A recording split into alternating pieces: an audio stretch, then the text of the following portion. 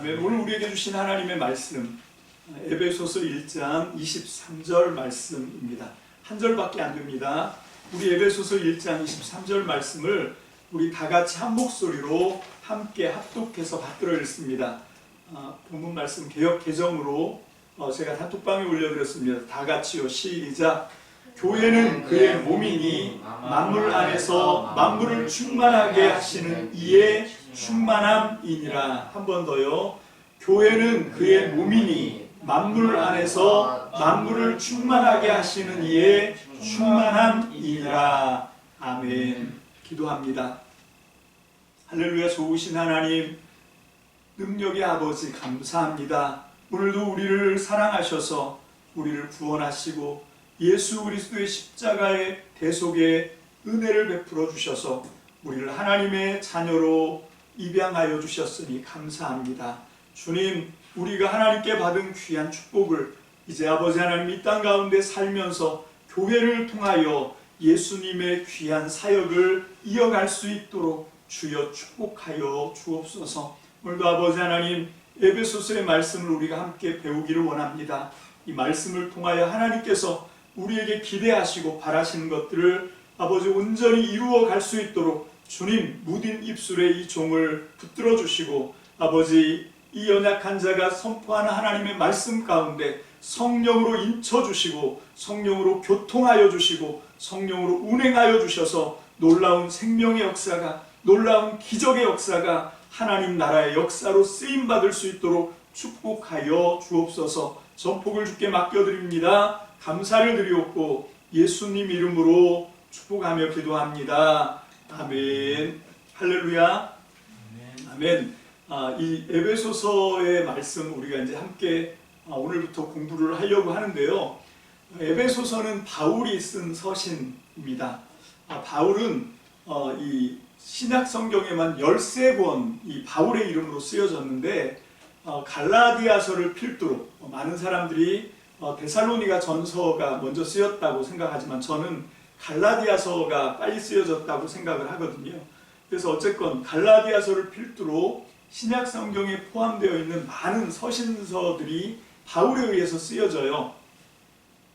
지금 우리가 살고 있는 과학 문명이 정말로 엄청나게 발달한 그래서 과학 문명의 이로운 이기들이 넘쳐나는 그런 시대를 우리는 살고 있거든요. 그래서 자신의 생각을 이 글로 적어서 삽시간에 전 세계 어느 곳이든지 전달할 수 있는 그죠? 스마트폰이라고 하는 그런 이 과학의 총알을 통해서 우리가 뭐 마음만 먹으면 전 세계 어디든지 이 뭐 카카오톡 뭐 이런 걸로 아니면 SNS 여러 가지 통로를 통해서 우리의 생각과 뭐 이런 것들을 담은 글을 적으면 금방 퍼져요. 근데 지금부터 2000년 전 세계는 전혀 그렇지가 않습니다. 우리가 갖고 있는 종이 같은 것도 없고요. 그때는 파피루스라고 해서 이집트에서는 이 갈대가 한 4m 정도 그렇게 2m에서 4m 정도로 굉장히 크게 자라는 갈대가 있습니다. 그 껍질을 벗겨서 그 속살을 이렇게 갈라요. 그렇게 갈라서 두 개를 이렇게 어긋나게 포개서 이렇게 촘촘히 이렇게 그 포개 가지고 물 속에서 이렇게 압력을 줘 갖고 이렇게 눌러 놓는다고 그래요. 이렇게 누르면 거기서 이제 고무액 같은 것이 나와서 서로 이렇게 밀착이 되는 거죠. 끈끈하게. 그러면 그거를 이제 햇빛에다 말리면 얇은 종이처럼, 물론 종이처럼 이렇게 얇게 되진 않지만 어쨌건 납작한 종이가 되는 거죠. 근데 이게 고무 성분이 그 갈대에는 좀 많이 있어가지고 이렇게 뚫뚫 말아도 부서지거나 하지 않고 어느 정도까지는 보관을 하지만 뭐 종이처럼 그렇게 오래 보관할 수 있는 건 아니고요. 어쨌건 거기다가 이거를 글을 쓰는 거거든요. 그래서 그 당시에는 편지를 쓴다는 게 여간 이 번거로운 일이 아니고 우리가 상상할 수 없을 정도의 비용도 대가로 지불을 해야 되는 그런 시대에 편지를 쓴다라고 하는 것을 우리가 좀 생각을 해봐야 됩니다. 자, 그러면 왜 바울은 이렇게 많은 서신서들을 우리가 발견해서 신약 성경에서 실은 것만 13권이지 사실은 그보다 훨씬 더 많은 편지들이 오고 가지 않았을까? 그런 생각들을 하죠. 자, 그런데 왜 그렇게 했냐면 사실 바울이 편지를 쓰는 건 그게 목적이 아니었습니다. 바울에게 목적은 뭔가 하면 하나님 나라 복음, 예수 그리스도의 십자가의 대속의 죽으심과 부활하신 그 십자가의 죽으심과 부활의 복음을 정말 세상 땅끝까지 전파를 해야 되겠다라고 하는 열정이 있었어요. 여러분 이제 나중에 제가 또 살펴보겠지만 여러분 그 복음을 전파하는 것으로 끝나는 것은 물론 아닙니다. 어쨌건 그래서 사도 바울은 우리가 아는 대로 사도행전에 보면 1차, 2차, 3차 선교 여행을 다녔고요. 그것도 부족해서 이제 로마에 예루살렘에서 사로잡혀서 로마까지 압송되는데 어떤 사람들이 그걸 연구를 해봤어요. 거리가 얼마나 되는가. 그랬더니 1차 선교 여행은 제가 톡방에 올려드렸는데 AD 47년에서 49년까지 약 2년 걸렸고 거리는 약 2240km. 그리고 2차 선교여행이 49년에서 52년 약 3년 걸렸는데 거리가 한 4500km. 그리고 3차 선교여행이 6년간 걸렸는데 그 총거리가 약 5600km. 그리고 로마로 압송되는 이건 직선거리를 한 건데 약 4000km 이렇게 이제 걸렸다고 해요. 자, 그렇게 걸렸는데 이것뿐만 아니라 사실은 바울이 로마 감옥에서 잠깐 풀려납니다. 그래서 로마서에 쓰여 있는 대로 스페인까지 다녀온 걸 계산해 보면 그래서 구글에다가 이탈리아 로마에서 그 당시에 그 아프리카 바로 위에가 스페인이거든요. 지금은 이제 포르투갈, 에스파니아 이런 거 나라들이 있지만 옛날에는 그게 스페인으로 그냥 통합되는 그런 땅이었기 때문에 거기에서 이제 그 땅 끝으로 유럽 사람들이 얘기하는 리스본, 포르투갈 리스본까지의 직선 거리가 약 2515km. 2515km. 그러니까 왕복을 했을 거니까 왕복한 거를 계산하면 5000km가 넘어요. 바로 로마로 간 게 아니라 소아시아까지 갔다 그러면 이거 거의 한 7000km 정도 잡아야 되는 그런 거리죠. 그런데 그거 빼고 그렇게 해서 이 바울이 정말 예수 그리스도의 십자가와 부활의 복음을 전파하기 위해서 하나님 나라 복음을 전파하기 위해서 바울이 이동했던 거리를 다 합치면 21,340km가 나옵니다. 여러분 이게 21,340km라고 하면 지구 둘레가 40,075km거든요. 지구 절반도 더 넘는 거리를 여러분 우리는 지금 뭐 비행기 타고 다니고 뭐 이렇게 하지만 뭐 그 당시에는 탈 게 뭐가 있어요? 그냥 뚜벅이지. 물론 배는 탔죠. 배 말고는 전부 다 도보로 여행을 한 게 21,340km입니다. 여러분 우리 요즘 건강을 위해서 하루에 10,000보씩 걷자 뭐 이런 얘기 하잖아요. 보통 인간의 걸음을 10,000보를 계산하면 넉넉 잡고 한 8km 정도가 돼요. 여러분 이렇게 계산하면 한 7년 4개월을 걸어야 이 비슷한 숫자가 나옵니다. 그러니까 7년 4개월 빼지 않고 매일매일 10,000보씩 걸어야 이 숫자가 나오는데 여러분 이게 그냥 걷는 것만 목적이 아니잖아요. 바울은 그렇게 하면서 어떻게 했냐면 7년 4개월 동안 이 여러 위험들을 뚫고 이겨내면서 유대인들에게도 헬라인들에게도 이 복음은 환영받지 않았거든요. 그래서 얼마나 많은 이 박해와 얼마나 많은 천대 이런 것들이 많았는지 모릅니다. 그래서 심지어는 바울과 그 선교 단체를 전염병 환자들 취급까지 하고 그러면서 이제 막 박해하고 그래서 돌로 맞아 죽을 뻔도 하고 강도 뭐 이런 위험 옥살이 억울하게 하고 뭐 그런 얘기들이 고린도후서에 쫙 나열되어 있는 걸 보잖아요. 그런 걸 해 나가면서 이 거리를 이동한 겁니다. 그리고 이게 이 바울이 그냥 다니면서 그냥 복음만 전파하는 그냥 예수 그리스도의 십자가의 복음만 이렇게 증거하고 쑥 지나가면 어쩌면 이건 더 쉬울 수 있어요. 근데 바울의 진짜 목표는 뭔가 하면 그냥 예수 그리스도의 십자가의 복음을 하나님 나라의 복음을 전파하고 끝나는 게 아니라 거기서 그게 아니라 그 복음을 받아들인 사람들을 교회로 세워내는 일. 이게 사실은 바울의 가장 필생의 이 사역의 목적이었습니다.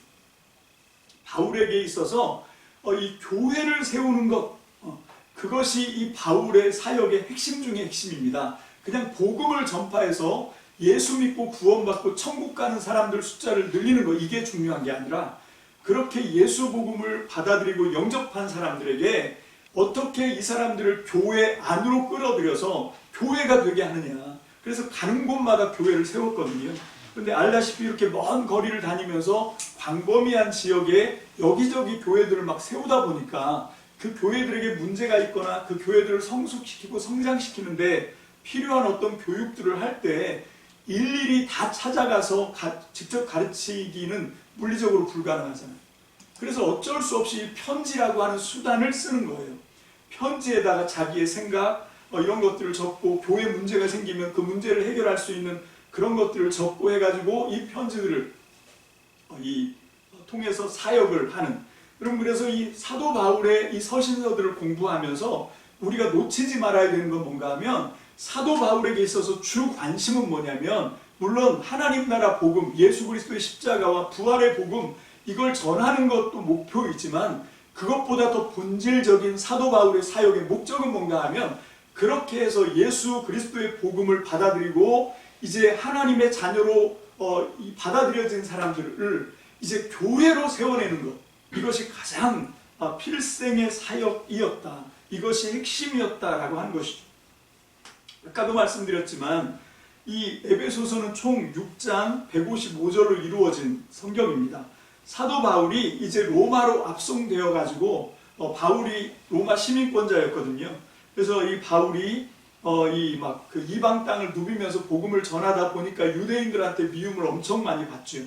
그래서 이 예루살렘의 기근 문제 때문에 자기가 전도했던, 그렇게 해서 선교에서 교회를 세웠던, 그래서 많은 사람들이 이걸 1차, 2차, 3차 전도여행 이렇게 표기를 하는데 저는 항상 전도여행이라는 말은 안 쓰고 선교여행이라고 하는 표현을 쓰는 게 뭔가 하면 전도가 목표가 아니었다라고 저는 생각하거든요.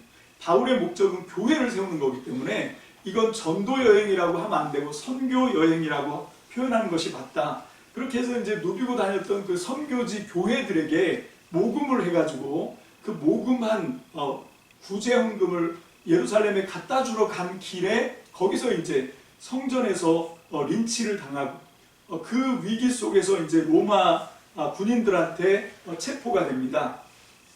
그래서 이제 그 예루살렘은 위험하니까 빌립보, 지중해 연안에 있는 빌립보 도시에다가 바울을 약 1년 동안 거기 이제 감금을 해놓지요.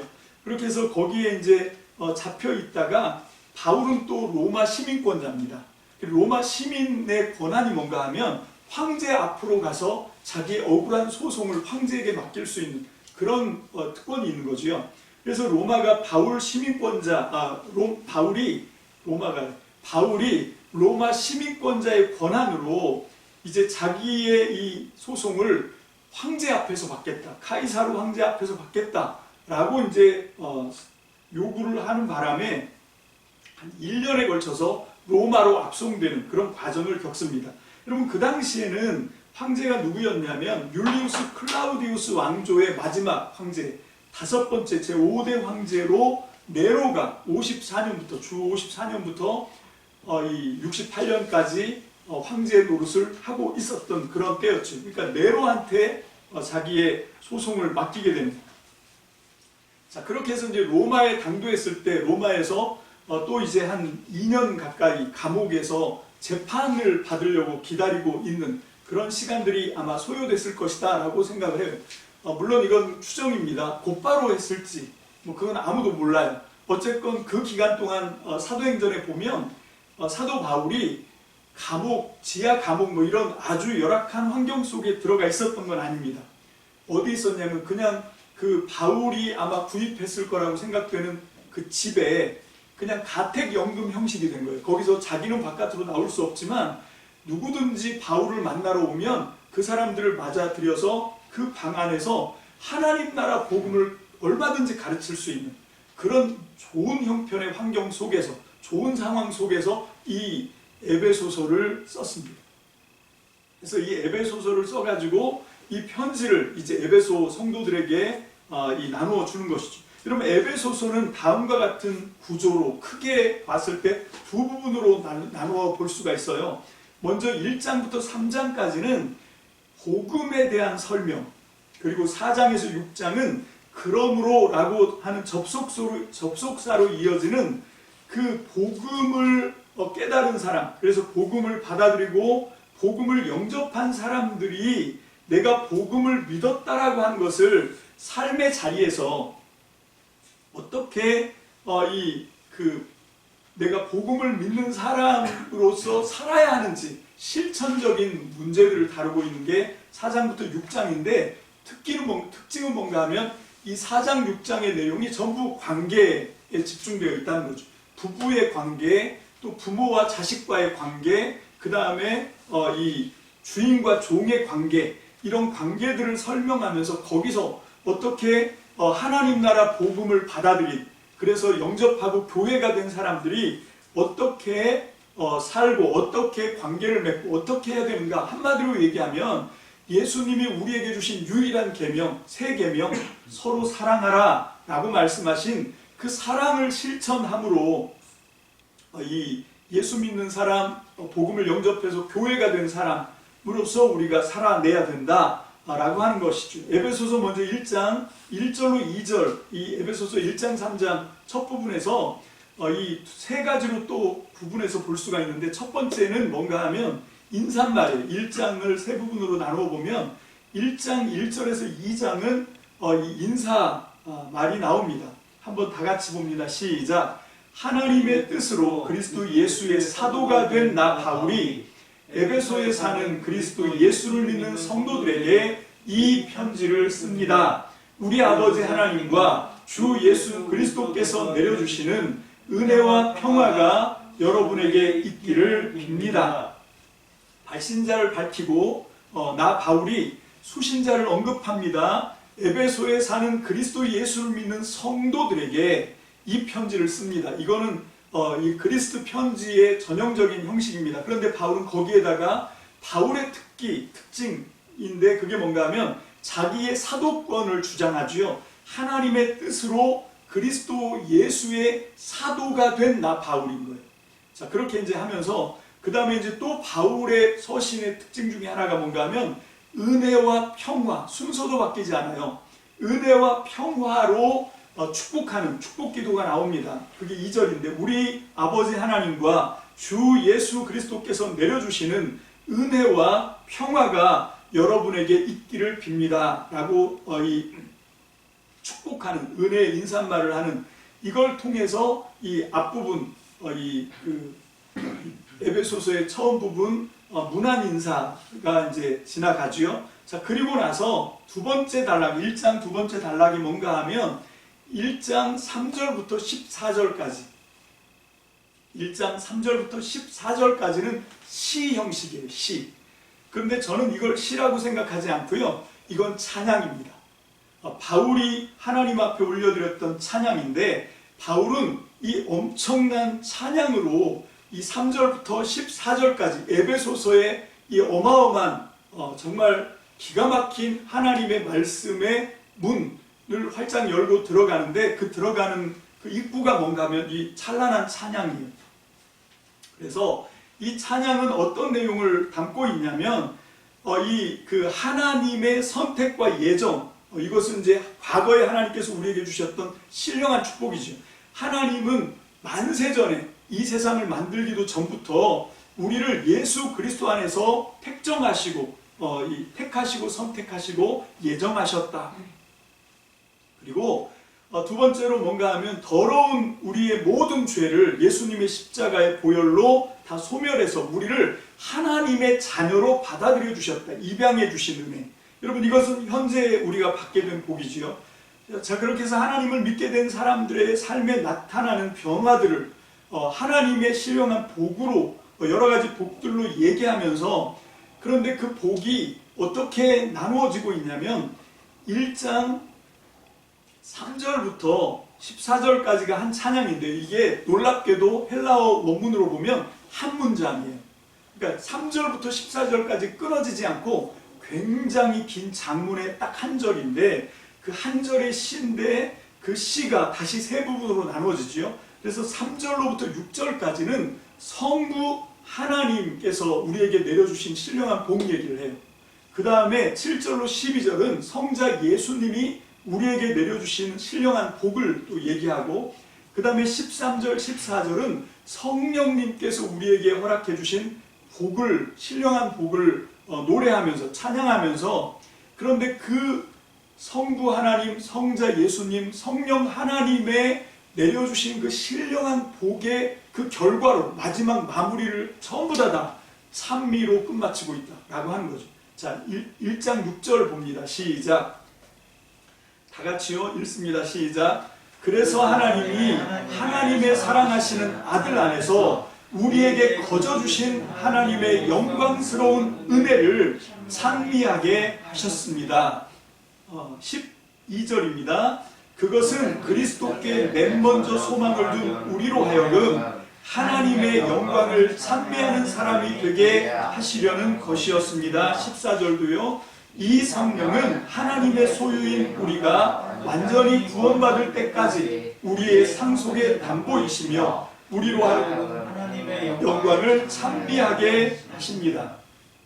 전부 다 찬양으로 맞춰요. 그러니까 성부 하나님의 신령한 우리에게 내려준 앞으로 받을 복이 아닙니다. 여러분, 이 에베소서 1장 3절로 14절의 이 신령한 복은 이미 우리가 받은 복이에요. 이미 우리가 누리는 복입니다. 문제는 뭔가 하면 이게 우리가 깨닫지를 못해서 그렇죠. 이제 뒤에서 또 살펴보겠지만 우리가 그 너비와 길이와 높이와 깊이를 미처 몰라서 나한테 이런 복이 있었단 말이야. 이걸 모르고 사는 거죠. 너무 안타까운 거예요. 우리에게 이미 이 신령한 복이 충만하게 우리에게 주어져 있는데 우리가 그것들을 제대로 발견하고 볼 수 있는 눈을 뜨지 못하는 바람에, 그래서 우리가 이 세상에서 허덕거리며 사는 거지. 사실은 우리에게 이미 하나님께서 넉넉한 신령한 복을 충만하게 허락해 주셨다. 이게 이제 에베소서의 찬양시의 핵심입니다. 근데 이 3절에서 6절까지가 성부 하나님, 그리고 7절로 12절이 성자 예수님, 그리고 13, 14절이 성령 하나님께서 우리에게 베풀어 주신 그거를 얘기하면서 그 끝 마무리가 전부 찬미예요. 찬미. 찬양으로 끝나고 있다라고 하는 것이죠. 그리고 에베소서 5장 19절 또 한번 봅니다. 시작. 시와 찬미와 신령한 노래로 서로 화답하며 여러분의 가슴으로 주님께 노래하며 찬송하십시오. 여러분, 지금 이 에베소서 5장 19절은요 그 앞에 17절로 19절까지 이어지는 말씀인데, 17절부터 보면 이 술 취하지 마라, 이 정말 때가 악하다, 세월을 아껴라, 그 얘기를 쭉 하면서 이어지는 말인데, 그래서 술 취하지 말고 거기는 방탕함이 있기 때문에 우리가 어떻게 해야 되냐면 술 취하는 것을 선택하는 것이 아니라 성령의 충만함을 받기를 날마다 소망해야 되는 거죠. 여러분, 성령의 충만함을 받으라 해놓고 그 바로 뒤에 성령의 충만함을 받은 결과가 뭔지 아냐? 시와 찬미와 신령한 노래들을 얘기해요. 많은 변화들이 있지만 그 중에 하나는 뭔가 하면 찬양하는 사람이 된다는 거예요. 신령한 노래를 하나님 앞에 부를 수 있는, 가슴으로 주님께 노래하며 찬양하는 사람이 된다는 것입니다. 여러분, 이게 성령 받은 사람이라고 얘기하면서 여러분, 이 성령의 감동을 받아서 엄청난 하나님의 능력과 생명으로 쓰여진 이 에베소서라고 하는 이 기막힌 말씀의 보물창고, 그리고 이 감동의 보고의 문을 여는 에베소서 1장 3절로 14절에 등장하는 이게 바로 시와 찬미와 신령한 노래들인 거예요. 바울이 드렸던. 자, 그렇게 하고 이 14절까지가, 3절로 14절까지가 한 문장으로 된 기가 막힌 찬양시, 신령한 시와 찬미와 신령한 노래 찬양인데, 그리고 나서 이제 15절부터 23절까지는 뭐냐? 이거 기도예요. 여러분, 이 에베소서는요 이 찬양과 기도가 버무러져 있습니다. 이 에베소 교회들에게 교회가 뭔지 아냐, 교회가 얼마나 위대한지 아냐, 이거를 설명해 주면서 하나님의 복음의 결과로 성령의 감동으로 성령의 도우심으로 이제 우리는 교회가 되는데, 그 교회의 영광과 위엄과 능력과 충만한 은혜가 어마어마하다라고 하는 걸 설명해 주면서 짬짬이 기도하고 찬미하고 그런 것들이 이제 이어져 나오는 것이죠. 자, 첫 번째 기도가 1장 15절로 23절인데요. 우리 다 같이 한 목소리로 함께 받들어 읽어봅니다. 시작. 그러므로 나도 주 예수에 대한 여러분의 믿음과 모든 성도를 향한 사랑을 듣고서 여러분을 두고 끊임없이 감사를 드리고 있으며 내 기도 중에 여러분을 기억합니다. 우리 주 예수 그리스도의 하나님이신 영광의 아버지께서 지혜와 계시의 영을 여러분에게 주셔서 하나님을 알게 하시고 여러분의 마음의 눈을 밝혀주셔서 하나님의 부르심에 속한 소망이 무엇이며 성도들에게 베푸시는 하나님의 영광스러운 상속이 얼마나 풍성한지를 여러분이 알게 되기를 바랍니다. 또한 믿는 사람인 우리에게 강한 힘으로 활동하시는 하나님의 능력이 얼마나 엄청나게 큰지를 여러분이 알기를 바랍니다. 하나님께서는 이 능력을 그리스도 안에 발휘하셔서 그분을 죽은 사람들 가운데서 살리시고 하늘에서 자기 오른쪽에 앉히셔서 모든 정권과 권세와 능력과 주권 위에 그리고 이 세상뿐만 아니라 오는 세상에서 일컬을 모든 이름 위에 뛰어나게 하셨습니다. 하나님께서는 만물을 그리스도의 발 아래 굴복시키시고 그분을 만물 위에 교회의 머리로 삼으셨습니다. 교회는 그리스도의 몸이요 만물 안에서 만물을 충만케 하시는 분의 충만함입니다. 아멘. 자, 이 기도로 이제 1장을 마무리합니다. 이렇게 에베소서는 중간중간 기도가 등장하는데 이 1장부터 3장까지가 복음을 설명하는 내용이라고 했잖아요. 이론으로. 그 복음으로 끝나는 것이 아니라 이제 이 복음은 교회를 세우는 것으로 결론 지어져야 된다라고 하는 걸 1장부터 3장까지 쭉 설명해 가는 과정 속에서 마무리를 또 기도로 합니다. 그럼 그게 에베소서 3장 14절로 21절의 기도예요.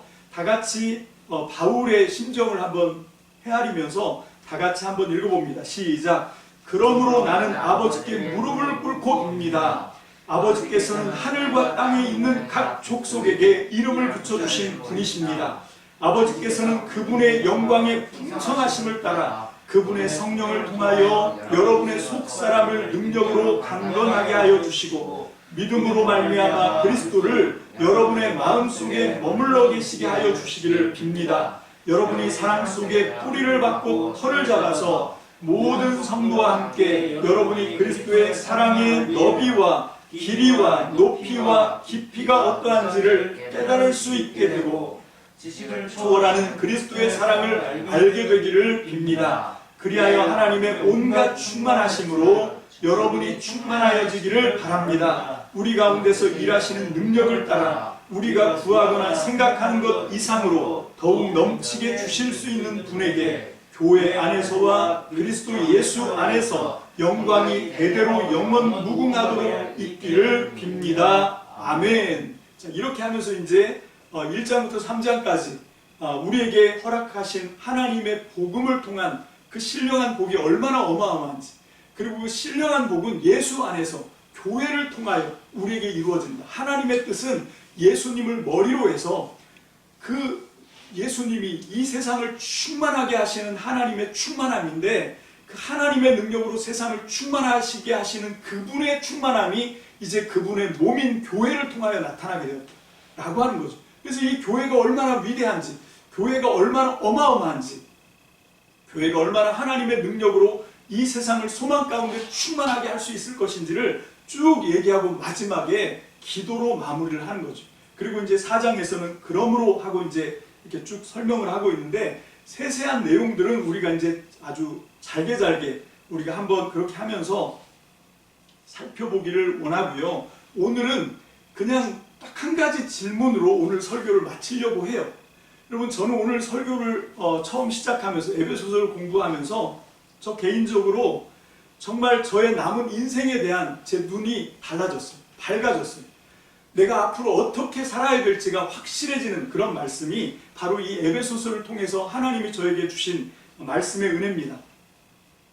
여러분, 바울은 교회가 만물 안에서 만물을 충만하게 하시는 분 예수 그리스도의 충만이다 라고 말씀하고 있어요. 그것이 이제 첫 번째 그의 기도 마지막 결론인 에베소서 1장 23절을 통해서 결론 짓고 있는데 다 같이 한번 더 읽어봅니다. 시작. 교회는 그의 몸이니 만물 안에서 만물을 충만하게 하시는 이의 충만함이니라. 여러분, 바울은 지금 우리들에게 이 교회가 뭔지를 알려주고 싶어 하는데, 문제는 뭔가 하면 우리는 바울이 생각하고 있는 교회와 내가 생각하고 있는 교회가 과연 같을까? 라고 하는 거죠. 여러분, 하나님의 은혜와 그 하나님이 주신 신령한 축복, 하나님이 교회를 통하여 하실 그 위대한 일들을 막 가슴 벅차오르면서 자기 사역의 막바지에 다다른 노사도가, 비록 자기는 지금 옥에 갇혀있지만, 감금되어 있는 상태이지만 너무 감격스럽게 찬양과 기도를 이렇게 버무려 가면서, 그렇게 하면서 짬짬이 감격스러우면 찬양을 하고, 정말 감격스러우면 무릎을 꿇고 엎드려서 눈물을 흘리면서 하나님께 기도를 드리면서 지금 교회가 어떤 것인지를 가르쳐 주시는 이 말씀이 에베소서의 말씀이에요. 자, 그런데 이 에베소서를 공부하면서 우리에게 정말 깊은 이 말씀, 에베소서 공부를 할 수 있도록 우리를 이끌어가는 질문은 뭔가 하면, 그 질문은 뭔가 하면 바울에게 있어서 교회는 어떤 의미였을까라고 하는 걸 우리가 궁금해해요. 이 에베소서를 통해서 그게 너무 잘 나타나고 있습니다. 도대체 교회가 뭐길래 바울이 이토록 헌신할 수 있을까? 아까 우리 봤잖아요. 여러분, 이건 거의 초인적인 헌신입니다. 어떻게 지구 둘레 절반 이상을 그렇게 걸어 다니면서, 그것도 환영받는 것이 아닌데 돌에 맞고 목숨의 위협을 받으면서도 어떻게 그렇게 정말로 굴복하지 않고 끝까지 밀어붙이면서 이런 사역을 헌신할 수 있을까? 결혼도 하지 않으면서 그렇게 할 수 있었던 그 비결이 바울에게 이 교회가 어떤 것인지, 거기에 답입니다. 도대체 바울에게 있어서 교회는 어떤 의미였을까? 바울에게 교회는 도대체 무엇이었을까? 그것과 함께 아울러서 똑같이 병행해서 질문해 봅니다. 여러분에게 교회는 뭡니까? 교회는 여러분에게 어떤 의미를 갖고 있습니까? 정말 바울이 생각하는 것처럼 하나님의 충만함을 이 땅 가운데 베풀어 주실 예수 그리스도의 충만함이 교회다. 그래서 이 복음의 귀결은 교회로 세워져야 된다. 여러분, 이 꿈을 가슴 벅차게 꾸는 바울과 달리 우리에게 교회는 뭡니까? 많은 경우에 사람들이 교회를 별로 믿어하지 않아요. 심지어는 교회를 다니는 예수를 믿는 사람들조차도 교회에 대한 희망이 없다고 말하는 그런 암담한 시대를 우리가 살고 있습니다. 특별히 이번 코로나를 겪으면서 교회의 주가가 더 땅바닥에 떨어졌어요. 여러분, 교회가 너무 위기입니다. 여러분, 다른 게 위기가 아니라 어차피 교회는 뭐 숫자 이런 거 관심 없는 거예요. 교회는 원래가 마이너리티입니다. 여러분, 교회는 그 숫자로 뭔가를 결판내고 뭐 물질로 뭔가를 하고 그런 데가 아닙니다. 중요한 건 뭔가 하면 이 교회의 진가를 바로 깨달을 수 있는, 정말로 하나님의 신령한 지혜와 계시의 영이 열려서 교회가 뭔지를 제대로 발견할 수 있는 사람이 있으면 그 사람을 통해서 교회는 얼마든지 세상을 뒤집을 수 있는, 하나님의 충만함을 펼칠 수 있는 그런 능력과 위력이 있습니다. 문제는 뭔가 하면 우리가 교회에 대한 진가를 발견하지 못한다는 거죠. 도대체 나에게 있어서 교회는 어떤 의미인가 하는 거예요. 바울은 교회가 만물 안에서 만물을 충만하게 하시는 분 예수 그리스도의 충만함이 교회다라고 얘기해요. 교회는 예수 그리스도의 몸으로서 그분을 머리로 하여 그리스도 예수님과 함께 만물을 충만케 하시는 그것이 교회다라고 바울이 믿었습니다. 그래서 바울은 그토록 미친 듯이 교회를 위해서, 교회를 세우기 위해서 정말로 교회를 향해서 미친 듯이 달리고 또 달렸던 거예요. 여러분, 그냥 우리에게 있어서는 그냥 짧은 세월 동안에 모였다 흩어지기를 반복하고, 그러면서 우리에게 필요한 현세의 축복과 내세의 구원을 얻는 어떤 통로, 수단 뭐 이런 거라고 생각하십니까? 여러분, 그런데 바울에게는 그게 아니에요. 원래 하나님의 계획은 우리 각각 개인을 구원하실 계획은 성경에 보면 하나님의 계획에 그런 계획은 없습니다. 하나님이 구원하시는 건 딱 하나예요. 뭔가 하면 예수 그리스도와 그걸 머리로 하는 몸을 구원하는 겁니다. 그러니까 하나님의 구원은 교회에 있지 여러분 한 개인에게 있는 게 아니에요. 그럼에도 불구하고 내가 구원을 받고 구원의 확신을 갖는 건 뭔가 하면 내가 바로 그 예수 그리스도의 머리를 삼는 그 몸에 소속되어 있기 때문에 그렇습니다. 내가 예수 그리스도를 머리로 하고 예수 그리스도의 몸으로 있는 교회다 라고 하는 그 교회의 소속감 때문에 하나님이 저와 여러분들을 구원하신 거고, 그 구원을 우리가 확증하고 확신하고 하나님 앞에 감사할 수 있는 거지요. 그래서 어떤 신학자는 교회밖에는 구원이 없다라고 단언하기까지 해요. 그럼 우리가 중요하게 생각해야 되는 건 교회가 우리한테 복이나 날라다주고 우리한테 구원을 주기 위한 어떤 수단, 통로 그런 게 전혀 아니라는 겁니다. 오히려 목적이 교회예요. 바울이 그렇게 했던 것처럼 우리도 이 생각을 뒤집어야 됩니다. 여러분 그냥 교회는 내가 내세 천국, 이 구원 그리고 또 이 땅에서의 하나님이 부어주신 어떤 축복을 받는 그런 수단과 도구로 그렇게 생각하다 보니까 교회가 오늘날 이 모양 이 꼴이 된 거죠. 그럼 그게 아닙니다. 정말 교회는 우리가 미처 깨닫지 못했지만 여러분 이 교회는 어마어마합니다. 자 그러면 또 물어봅니다. 과연 내가 속해 있는 이게 지금 바울이 에베소에서 보았던 그 교회인가? 하는 거죠. 과연 지금 우리가 섬기고 있는 우리가 소속되어 있는 이 교회가 그런 교회입니까? 아직 멀었습니다. 한참 멀었죠. 에베소서 2장 19절로 22절 봅니다. 에베소서 2장 19절로 22절 시작. 그러므로 이제부터 여러분은 내국 사람이나 나그네가 아니요 성도들과 함께 시민이며 하나님의 가족입니다. 여러분은 사도들과 예언자들이 놓은 기초 위에 세워진 건물이며 그리스도 예수가 그 모퉁이 뿔이 되십니다. 그리스도 안에서 건물 전체가 서로 연결되어서 주님 안에서 자라서 성전이 됩니다. 그리스도 안에서 여러분도 함께 세워져서 하나님의 성령으로 거하실 처소가 됩니다. 교회는요, 주님 안에서 자라가는 겁니다. 여러분, 성전을 목적으로 두고 교회는 주님 안에서 자라가고 그리고 세워져가는, 현재 진행형인 자라가고 세워져가는 그런 게 교회예요. 여러분, 구원받은 이후 성도의 삶이란 여러분 교회 안에서 그리스도 안에서 그리스도를 통하여 교회를 통하여 서로 연결되면서 세워지고 자라가는 일에 헌신하는 것, 이게 구원받은 이후 성도의 삶입니다. 여러분 우리가 구원받고 나서 그냥 막연하게 죽은 다음에 갈 천국만 노래하면서 그러고 있는 그런 게 아니라 여러분 성경은 이 소망을 얘기해요. 이 땅 가운데 세워질 하나님 교회를 위해서 우리가 헌신하고 우리가 정말 모든 시간과 정성을 쏟아 부어야 되는 그것을 지금 얘기하고 있고 사도 바울이 그 본보기가 되는 거죠. 사도 바울은 말합니다.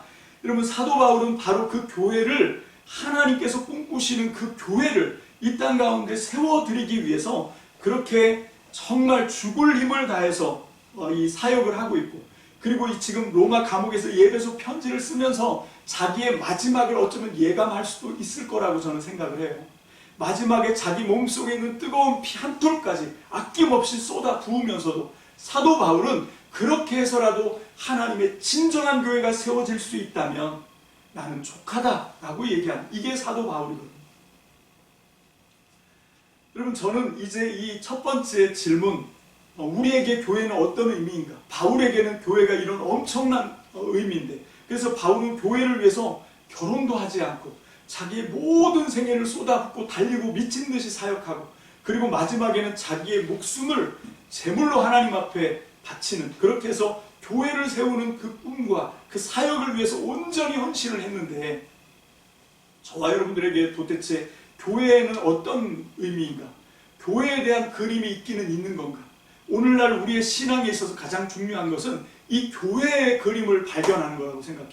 저는 에베소서의 말씀을 통해서 제가 이 교회의 그림을 정말 어렴풋이 봤는데 그걸 통해서 제 생애가 달라져요. 여러분 제 삶의 의미가 달라집니다. 와, 이 교회를 위해서 살아가는 삶이 정말 위대하고 값지구나 이걸 깨닫게 된 거죠. 저는 아무쪼록 여러분들도 저와 같은 그런 결과가 이 에베소서 공부를 통해서 말씀을 통해서 이루어지게 되시기를 간절히 소망합니다. 아멘. 저보다 더 뛰어나게 되시기를 주님의 이름으로 축복합니다. 자, 그러면서 이제 마지막으로 교회가 여러분들에게 어떤 의미였으면 좋겠나 라고 하는 것을 그 예화로 제가 며칠 전에 들었던 나들목 은혜교회를 다니던 어떤 자매의 간증을 소개하고 마치려고 합니다. 때는 이 정말 세간을 떠들썩하게 했던 사건이 엄청난 사건이 송파구에서 일어났던 사건이 있었어요.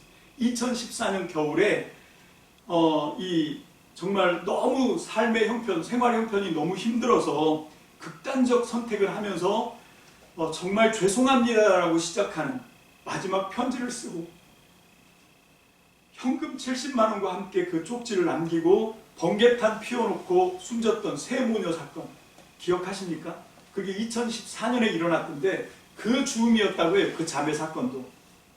그때 자기는 나이가 어렸었고 일찍 결혼해서 두 아이 남매 엄마였는데 남편과 이혼을 합니다. 그리고 그 두 남매와 함께 정말 어렵게 생활을 해나가는 그런 상황이었어요. 자기밖에는 일해서 벌어먹고 살 사람이 없으니까 그냥 일하러 나가면 애들은 그냥 방치가 되는 거죠. 그리고 그것도 고사하고 남편은 양육비는 고사하고 어마어마한 채무까지 안겨줘가지고 빚쟁이들이 날마다 와서 빚을 독촉하는 바람에 그냥 벌어서 그 이자 근근히 꺼나가고 월세 내고 그러면 빠듯빠듯한 거예요. 너무 힘든 거죠. 그렇게 이제 막 버티고 그렇게 하다가 어느 날은 너무 지쳤는데 집으로 돌아오는데 집에 가면 애들은 엉망일 거고 지금 집은 폭탄 맞은 집일 것 같고 그러니까 너무 힘들더라는 거예요. 그러고 있는데 정말 파도처럼 끊임없이 너무 힘들다. 그래 죽자. 살기가 너무 힘들다. 죽자. 그런 생각이 계속 파도처럼 밀려오더래요. 밀려오고 또 밀려오고. 그래서 오는 길에 슈퍼를 들려서 번개탄을 사가지고 가방에 넣고 그리고 이제 오늘 끝내야 되겠다 생각을 하고 이제 왔다는 거죠. 와갖고 방문을 딱 열었는데 기적이 일어났답니다. 방을 활짝 열었는데 아이들은 간 데가 없고 집안이 폭탄 맞을 거라고 생각했는 집안이 반짝반짝 빛이 나게 깨끗하게 청소가 돼 있고 냉장고 텅텅 빈 냉장고 문 열어보니까 음식으로 꼭꼭 채워져 있고 그리고 방 한쪽 구석에 이 식탁보를 덮어놓은 따뜻한 밥상이 찌개와 함께 차려져 있고 거기에 쪽지 하나가 쓰여 있더래요. 자매님 힘들지? 오늘은 아무 걱정하지 말고 푹 쉬라고 아이들은 내가 우리 집에 데려다가 씻기고 재울게 힘내요. 이렇게 써있는 쪽지를 본 거. 번개탄을 방바닥에 내려놓고 한동안 통곡을 했답니다. 그리고 하나님께 처음으로 진실하게 기도를 드렸답니다. 하나님, 저 살아볼게요. 나들목 은혜교회를 만나게 해주셔서 감사합니다. 그냥 딱 이 두 마디만 무한 반복하면서 1시간 동안 방 안에서 이 두 마디를 하면서 통곡을 했답니다. 그렇게 하고 나서 한바탕 울고 저녁을 먹고 피곤해서 쓰러져 자는데 누군가 자기 귓전에다가 대고 천국이 따로 없구나. 여기가 천국이다. 끊임없이 얘기를 해주는 것 같더래요. 그 얘기를 들으면서 자기 마음으로도 맞아. 그러면서 흡족하게 미소를 짓다가 잠이 들었대요. 이건 자기 평생에 처음 겪어본 거예요. 항상 잠잘 때는 온갖 세상 근심 걱정으로 뒤척이다 잠들고 아침에 눈 뜨면 눈 뜨기가 싫을 정도로 암담하고 힘들고 그렇게 지금까지 살아왔는데 평생 난생 처음으로 잠들기 전에 환하게 미소 짓다 잠들고 그리고 잠에서 깨는데 너무 가뿐하게 너무 상쾌하게 너무 소망 가운데 벌떡 일어나요.